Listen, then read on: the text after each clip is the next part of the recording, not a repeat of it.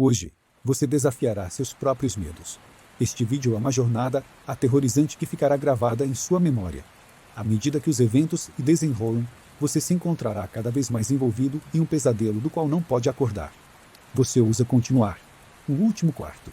Devemos ter muito cuidado ao adquirir uma nova casa, pois ninguém pode saber os estranhos mistérios que podem estar guardados em seu interior, mesmo no último quarto. O relato a seguir descreve os acontecimentos que envolvem um desses terríveis mistérios. Apesar dos nomes terem sido alterados, a história que irei contar é verdadeira.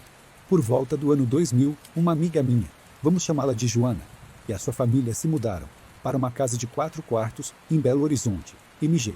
A primeira vez que eu a visitei a casa nova, ela me mostrou a casa toda, menos o último quarto do corredor. Depois de mais algumas visitas, eu achei estranho o fato de ela ainda não me mostrar este último quarto, e achei estranho a porta dele estar sempre fechada. Eu perguntei sobre ele para ela, e ela me falou que os pais dela não queriam que ninguém entrasse naquele quarto e que ele ficava sempre trancado. Eu achei que eles deviam guardar algum cofre lá, e não queriam que ninguém soubesse. Depois disso, nunca dei muita importância para o quarto. Em uma noite, a Joana me pediu para dormir na casa dela, porque os pais dela iam viajar, e ela não queria ficar sozinha. Quando eu estava dormindo lá, eu acordei no meio da noite, com vontade de ir ao banheiro. O banheiro ficava no fim do corredor, em frente ao quarto que ficava sempre trancado. Eu tive que andar bem devagar pelo corredor, já que estava completamente escuro, e eu não estava vendo nada. Quando eu cheguei no banheiro, eu fiquei ali parada por um tempo, procurando pelo interruptor da luz. Então do nada eu escutei uma voz, bem baixinha e distante. Eu fiquei parada lá por alguns instantes, tentando descobrir de onde estava vindo a voz. Parecia que estava vindo do quarto na minha frente, e eu não conseguia entender as palavras, mas dava para ver que era a voz de alguém. Eu sabia que a Joana e eu éramos as únicas pessoas na casa, então eu achei que podia ser algum ladrão que tivesse entrado pela janela para roubar algo. Eu fiquei completamente apavorada, e então achei o interruptor da luz e acendi ela, e assim que ela acendeu, a voz desapareceu. Quando olhei, notei que a porta daquele quarto estava um pouco aberta, e então eu corri o mais rápido que eu podia pelo corredor, até chegar no quarto da Joana e acordei ela. Nem preciso dizer que eu não conseguia dizer uma palavra. Ela tentou me acalmar, enquanto eu tentava freneticamente explicar para ela o que eu tinha ouvido. Nós ligamos todas as luzes e procuramos em cada canto da casa até chegar no último quarto do corredor. Quando eu tinha ido ao banheiro, me lembrei de ter visto uma fresta da porta daquele quarto aberta, mas agora ela estava trancada. Eu falei isso para a Joana, e ela falou que eu devia estar sonhando. O meu coração estava batendo acelerado, enquanto a Joana e eu estávamos paradas na frente da porta. Então eu falei para ela que não era uma boa ideia abrir a porta e que devíamos chamar a polícia. Ela falou que se tivesse um ladrão lá, quando a polícia chegasse ele já teria ido embora. Em seguida a Joana tentou abrir a porta, mas ela estava trancada. Então nós usamos um cabide na fechadura para conseguir destrancar a porta. Eu perguntei por que os pais dela deixavam a porta trancada, e ela falou que os pais dela não queriam que nenhum dos filhos entrasse lá dentro daquele quarto, mas não disseram o motivo. Depois de meia hora tentando, nós conseguimos abrir a porta. Entramos e acendemos a luz. Imediatamente enquanto eu entrava no quarto, eu podia sentir a minha pele arrepiando toda. O quarto estava completamente gelado, e dava para ver a nossa respiração saindo da boca. O quarto estava quase que completamente vazio e não havia ninguém lá. E também não havia cadeira, cama-mesa, armário, nada, só chão acarpetado, uma lâmpada no teto, uma janela e um pedaço estranho de pano amarelo com algumas letras orientais. Depois descobrimos que era chinês, vermelhas, posicionado na parede de frente para a janela. Nenhuma de nós duas sabia o que estava escrito: não somos chinesas. Eu acho que acabamos de ser roubados. Não tem nada aqui, ela falou. Botava o tritege de pôr que deseja. A coisa mais estranha era que a janela estava trancada e não havia sinal de que forçaram a entrada. O ladrão não poderia ter saído pela porta sem que nós o víssemos. Na hora nós chamamos a polícia e quando eles chegaram falaram que o ladrão poderia ter fugido pela porta da frente. Nós ficamos muito assustadas para ir dormir. Do outro dia, porque volcamos com todos os fico. Então eu e a Joana decidimos ficar acordadas o resto da noite. Quando era por volta das 6 da manhã, quando de repente começamos a ouvir um barulho vindo do quarto do lado do nosso, aquele que estava sempre trancado. Assustadas, nós duas pulamos da cama e ficamos grudadas uma na outra, e a Joana agarrou a faca que ela tinha pegado na cozinha. Nós saímos do quarto bem devagar e fomos ver o que era o barulho. Misteriosamente nós vimos que todas as portas estavam abertas. Nós ficamos ainda mais apavoradas. e ao mesmo tempo ficamos imaginando que alguém tinha voltado para a casa, porque de noite nós tínhamos fechado todas as portas. Nós entramos no primeiro quarto, o do irmão dela, e ficamos em choque quando vimos tudo revirado. As roupas dele, as revistas, os filmes, tudo. Ninguém estava lá, mas os pôsteres na parede estavam todos rasgados, as gavetas estavam no chão e o colchão dele estava jogado no canto do quarto.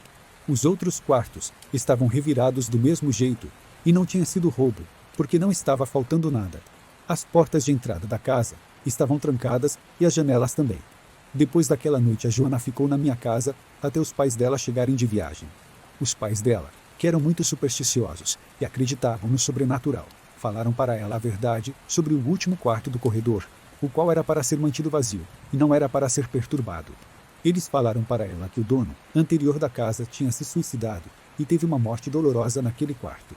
Antes de saber disso, eles entravam no quarto e ele estaria gelado o ano inteiro, não importando a estação. Eles acordavam ouvindo sussurros e uma respiração pesada no quarto e no corredor. Os pais dela, com medo de assustar os filhos, não contaram sobre os encontros sobrenaturais e sobre a história da casa. O irmão mais novo da Joana, uma vez acordou sentindo uma mão gelada no rosto dele e às vezes ele acordava com umas manchas roxas, indolores pelo corpo todo, como se tivessem beliscado ele. Isso depois que ele pegou escondido a chave dos pais dela e entrou no quarto para ver o que tinha lá dentro. Um monge budista, amigo dos pais dela, falou que era para a porta ficar trancada o tempo inteiro e não era para ninguém abri-la. De vez em quando ele aparecia lá e colocava os pedaços de pano amarelo na parede do quarto com palavras em chinês, supostamente para dar paz ao espírito. A família dela está na casa até hoje e tudo fica na paz, contanto que o último quarto do corredor não seja perturbado e a porta fique sempre trancada. Bruxas e fantasmas. Todos os meses. Dante postabiciado de produção esqueleto mabril, o bruxo no posto que possui testimado do ano exponente do Bov. BR o CISAS fantasmantes de tudo. Eu vou dizer algo. O que eu estou prestes a contar nunca foi contado para ninguém fora da minha família. Há anos nos temos guardado isso só para nós. São duas histórias que aconteceram no final da minha adolescência. Aqui vai a primeira. Para as férias da família, o meu pai decidiu ir a um retiro na parte central do país, não muito conhecido, pois queríamos um pouco de paz. Um amigo do meu pai sugeriu um resort em Goiás, falando que era muito bom e bem calmo. Era um lugar muito bonito, bem quieto e não tinham muitos turistas. Nós nos hospedamos em uma pequena e confortável pensão familiar. Não havia mais ninguém hospedado além de nós. Os donos da pensão eram um casal com um filho de 1 ano de idade. Essa pensão era um pouco mais longe da cidade do que as outras e ficava na margem de um lago. Do outro lado do lago tinha uma casa, que parecia estar abandonada. Apesar de ser uma área muito bonita com lago para pescar, nadar, etc., nós ficamos surpresos de não ter nenhum turista ou alguém da cidade naquela região. Mas nós estávamos felizes, já que queríamos paz e silêncio.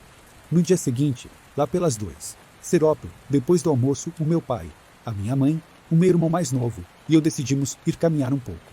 O bebê dos donos da pensão e a baba dele, que era da região, decidiram vir conosco. Nós andamos por cerca de 1 km, seguindo a margem do lago, quando vimos uma mulher num vestido vermelho embaixo de uma árvore. Eu achei estranho que eu podia ver a sombra da árvore, mas não a dela. Quando chegamos perto da mulher, ela sorriu e começou a chamar o bebê. Nós acenamos para ela, mas assim que a baba viu ela segurou o bebê o mais forte que podia e saiu correndo. Nós ficamos meio confusos, sem saber o que tinha acontecido. Mas achamos que algo tinha acontecido ao bebê, então fomos atrás dela para ver se podíamos ajudar. Nós corremos alguns metros, quando eu virei para trás para ver a mulher, e ela tinha sumido. Nós estávamos em uma área completamente aberta, sem mato nenhum, só grama, e a única árvore que tinha por ali a que a mulher estava embaixo, mas eu não conseguia mais ver ela. Ela não podia ter ido para lugar nenhum sem que eu pudesse ver ela, exceto subir na árvore. Mas mesmo assim ela teria que subir muito rápido, o que eu acho difícil. Meu pai olhou para trás e não viu ninguém também, então todos nós voltamos para a pensão. Quando falamos o que tinha acontecido para os donos da pensão e para os outros habitantes do local, eles acreditaram e falaram que a mulher de vermelho era, na verdade, uma bruxa e coisas estranhas aconteciam na casa do outro lado do lago. Inclusive podiam ouvir o som de bebês chorando. Depois de ouvir isso, meu pai, que é uma pessoa muito supersticiosa, resolveu ir embora de lá e voltamos para casa. A segunda. Isso aconteceu com a minha família e um amigo da família, quando estávamos viajando e depois de dirigir o dia inteiro resolvemos parar em algum lugar, pois já era bem tarde, 12h30. Nós encontramos um hotel que antes tinha sido uma casa, numa cidade que tinha pelo caminho, e nos registramos para passar a noite. O nosso amigo queria dormir no espaço aberto, então armou uma barraca de camping no terreno na frente do hotel. Nos pegamos 2 quartos, um para os meus pais e um para o meu irmão, e eu. Essa pessoas, tribador. Desde o momento em que entramos, podíamos sentir uma presença nos 2 quartos, mas estávamos cansados demais para fazer algo em relação a isso. O meu irmão e eu simplesmente desmontamos nas nossas camas, mas acordamos cerca de 1 hora depois, 2:30 am, sem conseguir dormir mais. Nós 2 sentimos uma presença no nosso quarto, que agora estava bem frio, mesmo estando no meio do verão. Eu estava precisando ir ao banheiro, e sendo que era uma casa, que tinha sido transformada num hotel, o banheiro ficava fora do quarto, no fim do corredor. Eu fui ao banheiro, com a sensação de que tinha alguém me seguindo, e mesmo no banheiro, eu senti que estava sendo observada. Foi muito assustador. Quando eu voltei, o meu irmão estava assustado sentado, na cama com a luz acesa, falando que tinha alguém andando pelo quarto. Nós decidimos acordar os nossos pais para falar o que estava acontecendo. Mas assim que entramos vimos que eles também estavam acordados. Estavam passando por uma situação parecida com a nossa. Nós 4 então sentamos junto numa roda e começamos a rezar. Nós imediatamente nos sentimos muito melhor e ficamos o resto da noite acordados rezando. Na manhã seguinte, o nosso amigo perguntou o que estávamos fazendo andando no nosso quarto à noite, toda ao invés de dormir.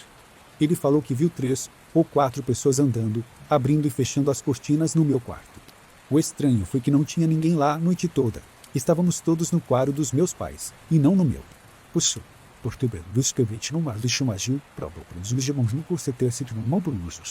o não é estranho que essas 2 histórias aconteceram nas férias da família. Simone, Olinda, P. Obrigada, papai. Meu nome é e eu dedei no Brasil nos cornete. O meu pai acabou com a própria vida em novembro de 2002. Quando a minha prima me buscou no trabalho, aquela noite eu não queria acreditar que ele sequer pensaria em suicídio.